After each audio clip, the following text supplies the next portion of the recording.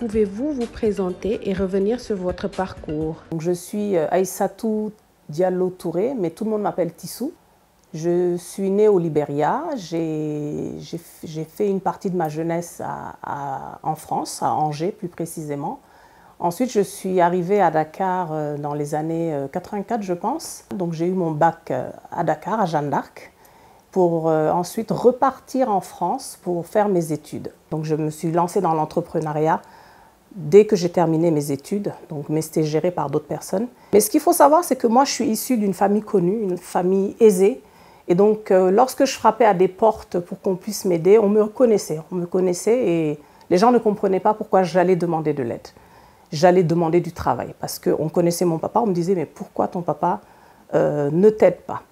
Donc, c'est dans ce sens que je me suis vraiment isolée. J'ai passé une période assez difficile. Je suis passée par la casse-dépression et grâce à un ami, je dirais, Falilou, je le cite, Falilou Ba, qui a vu un jour une annonce dans un journal. Orange recherchait un commercial. Il me dit, essaie. J'ai dit non. Mais il m'a poussée et je me suis dit, bon, pourquoi pas? Pourquoi ne pas? Parce qu'il fallait vraiment que je me sauve. Mais c'est comme ça que j'ai intégré Orange. Et c'est grâce à Orange, je dirais, je le dis et je suis fière de le dire, Orange m'a permis vraiment de me reconstruire. Donc j'ai recommencé, je suis arrivée chez eux en étant chef service PME. Donc j'ai monté le service PME. Je m'occupais aussi en même temps de la formation des commerciaux. Et au bout de 2 ans, je commençais à m'ennuyer. Donc je suis passée aux ressources humaines parce qu'il faut savoir, c'est que je suis quelqu'un qui aime que les choses bougent, que les choses changent. Je déteste la routine. Il a fallu un moment se rendre compte de l'évidence. L'évidence, c'est que moi, je suis portée par l'entrepreneuriat. J'aime créer des choses, j'aime que les choses bougent, j'aime apporter ma petite touche. Et dans un groupe, une multinationale, tout est déjà calé, tout est déjà orchestré. Je suis passionnée de la formation et du coaching, je suis passionnée de l'humain. Et là, je me suis posée, j'ai dit non, il faut que tu fasses quelque chose. J'avais peur parce que j'avais déjà connu l'échec. Et je me suis dit, si je quitte Orange, je n'ai plus ce salaire, et si ça ne marche pas? Mais je me boostais. Donc ce que j'ai fait, c'est que j'ai monté ma boîte avant de quitter Orange, et j'essayais d'avoir des marchés les week-ends. Donc c'était surtout, je me suis focalisée sur les team building, parce que je ne voulais pas faire de la formation tant que j'étais à Orange, parce que c'était pas bien. Et je me suis aussi focalisée, je me suis dit, il faut que je me forme, il faut que je sois coach, parce que je voyais que les gens faisaient appel à moi. J'arrivais quand même à les accompagner, à trouver les solutions, à les aider à trouver les solutions à leurs problématiques. Et je me suis dit, mais pourquoi ne pas me former et me certifier coach? Donc pendant que j'étais à Orange, j'ai suivi cette formation et je me suis certifiée coach. Donc j'avais ça, j'avais ma structure que j'avais démarrée. Et avec les deux, un jour, il y a 2 ans, au mois de septembre, je suis allée voir le DG, je lui ai dit, écoute, je m'ennuie, je n'ai plus envie de me lever le matin pour venir travailler. J'ai l'impression que je ne sers absolument à rien et j'ai peur de retomber dans cette dépression que j'ai connue. Donc je voudrais partir. Donc j'ai eu la chance de pouvoir partir d'Orange. Orange m'a accompagnée pour partir et c'est comme ça que je me suis lancée. Donc ma société s'appelle AT Experience. Donc depuis 2 ans et demi maintenant, je suis à mon propre compte. Je fais ce que j'aime, je vis un rêve, je vais le dire comme ça, et je touche aujourd'hui enfin du doigt ce qui me fait vibrer et ce qui me rend heureuse. En quoi consiste votre travail de coach formatrice? AT Experience, avant de vous expliquer ce que je fais concrètement, je vais vous dire déjà AT Experience, pourquoi j'ai choisi ce nom.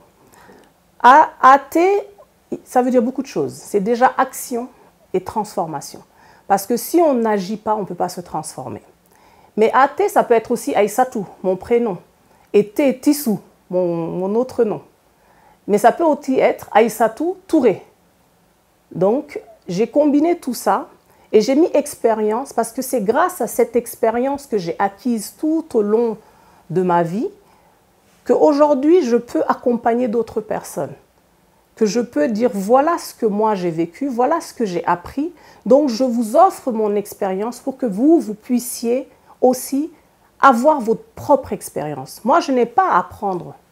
je ne vais pas venir dire j'ai tout à vous apprendre. Non, au contraire. J'ai une expérience, je vous pousse à aller puiser au fond de vous quelles sont les réponses, parce que chacun a ses réponses en lui. Et donc voilà pourquoi j'ai appelé ma société AT Experience. Et qu'est-ce que je fais? Je suis aujourd'hui consultante, formatrice, coach certifiée et facilitatrice de l'intelligence collective. Je sais que vous allez me dire que ça fait beaucoup de titres, mais je tiens à le préciser. Mais ma casquette de coach me permet justement de jongler entre les autres. Donc, consultante, j'accompagne les multinationales, les PME, les TPE, les toutes petites entreprises. Je les accompagne en fait dans des programmes de transformation. Ça peut être des programmes de transformation du côté management et leadership. Ça peut être la relation et l'expérience client. Ça peut être l'accueil client. Ça peut être la communication. Et ça peut être aussi tout ce qui est soft skills. Donc, toutes ces compétences comportementales qui sont nécessaires vraiment pour pouvoir travailler avec l'autre et pour pouvoir avancer. Et je suis donc coach certifié. J'accompagne des individus, quelques-uns, pas beaucoup, mais j'utilise ma casquette de coach pour faire mes formations. Donc, je forme énormément, mais j'ai une façon très spécifique de former. Moi, je ne suis pas là, je ne fais pas du descendant. Je facilite les formations. Ça veut dire quoi? Donc, il y a un sujet. Si je prends l'exemple du management et du leadership, je vais faciliter cette formation. Bien sûr, il y a des notions nouvelles que j'apporterai à ces gens-là, mais la plupart de ce qu'on va voir durant la formation vient de ces personnes-là. C'est elles qui vont puiser parce qu'elles ont une expérience de départ. Et c'est cet échange entre eux, avec moi, c'est ça qui va construire. Et mes formations, je les adapte. Je peux avoir un programme au début et pendant la formation, je dis « Ah, pourquoi ne pas rajouter ça ?» Et c'est ce que je fais. Donc, tous les soirs, je regarde. Quand il y a une idée qui me vient, je le note et je modifie le programme de formation parce qu'il y a quelque chose qui a fait qu'il y a eu une expérience, pour revenir au nom de mon entreprise, qui fait qu'il a fallu réadapter la formation. Donc voilà comment je fais. Et facilitatrice de l'intelligence collective, en fait, je facilite, ça veut dire je suis là, je suis un peu en retrait, j'observe, mais j'aide les gens à aller de l'avant, à construire des choses. Donc voilà un peu mon travail. Et je suis une spécialiste des team building aussi, sachant que le team building, ce n'est pas réunir des gens pour faire des jeux. Bien sûr qu'on peut faire des jeux pendant les team building, mais c'est des réelles problématiques. C'est comment est-ce qu'il faut faire pour construire une équipe solide. Et donc dans ça, on aborde des sujets, on aborde des méthodologies et au travers de jeux, au travers d'activités, on en ressort vraiment grandi et on apprend surtout énormément. Un team building, ce n'est pas uniquement se réunir et faire un match de foot ou faire, je ne sais pas, la cuisine. Non, ce n'est pas ça. Quelle place occupe l'humain dans votre activité de tous les jours? Très belle question.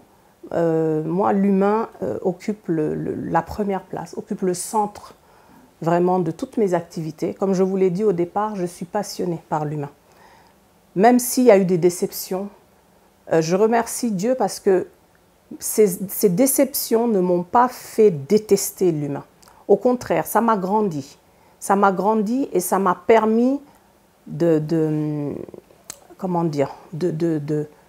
me transformer et de voir l'humain et de le comprendre. Parce que quelqu'un peut venir vous faire du mal, mais vous vous dites, mais pourquoi cette personne m'a fait du mal? Il ne faut pas lui en vouloir. Peut-être que cette personne a besoin d'aide. Aujourd'hui, c'est comme ça. J'ai complètement switché. Au début, j'en aurais voulu à cette personne. Aujourd'hui, ça peut faire mal, mais je me dis, je prends le recul nécessaire et je me dis, elle a peut-être besoin d'aide. Elle a peut-être eu ça dans sa vie qui a fait qu'elle a agi comme ça. Donc moi, l'humain est au centre de tout. Parce que tout part de l'humain. On arrive sur cette terre, on n'arrive pas seul. C'est grâce, on est créé, qu'on le croit ou pas, par un être suprême. On arrive sur terre, quand on est à l'hôpital, ce sont des êtres humains qui nous mettent dans les bras de notre maman. Ce sont des êtres humains qui nous apprennent, qui nous guident dans la vie. Ce sont des êtres humains qui vont nous donner notre premier travail. Quand on est face à des difficultés, c'est l'humain. On ne peut pas se faire seul, c'est impossible. Et le jour où on quitte ce monde, ce sont ces humains qui nous mettent sous terre. Donc l'humain est au centre de tout. Et le jour où tout le monde comprendra que l'humain c'est l'essentiel et que s'il faut se donner la main, je pense que le monde se porterait mieux. Donc l'humain au centre de tout pour moi. Quelle est votre cible de clients? Ma cible de clients, donc quand j'ai commencé au début, avant que je ne me lance vraiment, j'accompagnais énormément de particuliers et quelques entreprises.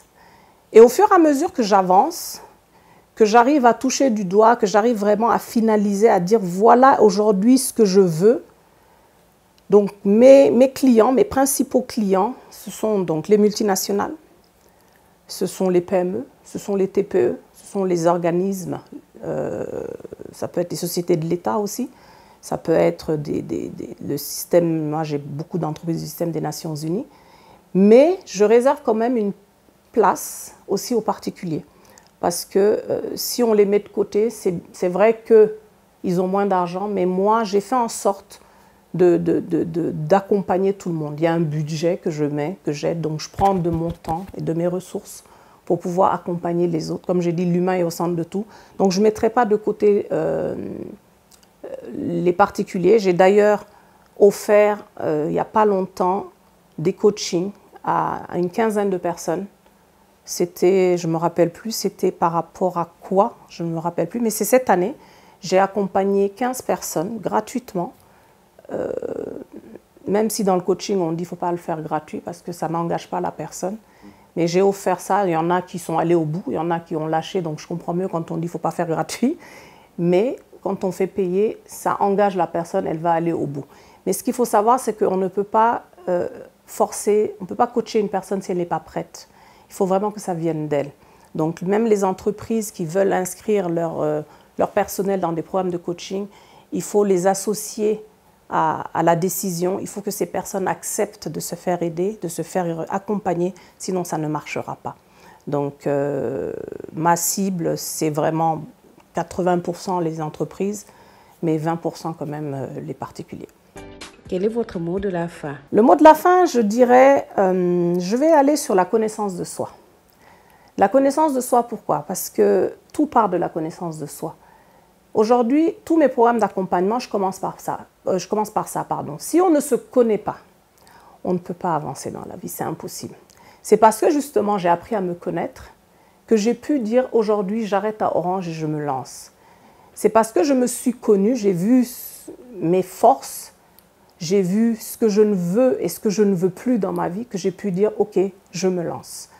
Donc le mot de la fin, c'est j'invite vraiment chaque personne à se regarder dans le miroir et se dire, mais qui je suis aujourd'hui? Qu'est-ce que je peux apporter? Qu'est-ce que j'aime? Qu'est-ce que je n'aime pas?